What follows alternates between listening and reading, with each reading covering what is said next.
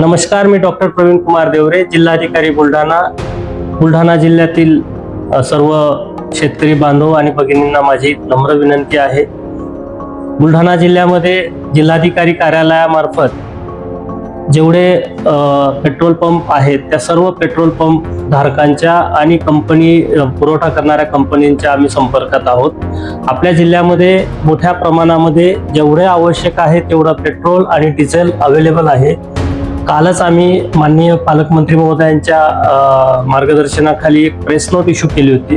त्या प्रेस नोटमध्ये सुद्धा आम्ही सांगितलं की आपल्या जिल्ह्यामध्ये 1,40,000 लिटर पेट्रोल आणि 2,47,000 डिझेल एवढं उपलब्ध आहे आणि हे वारंवार जशी आवश्यकता असेल तसे कंपनी डिझेल आणि पेट्रोलचा पुरवठा करायला तयार आहे.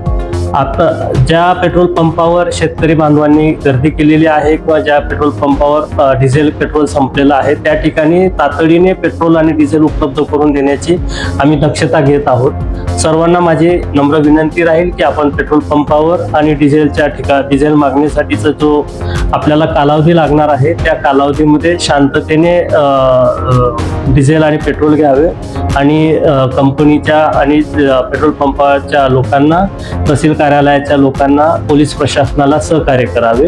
डिझेल आणि पेट्रोलची आपल्याकडे कमतरता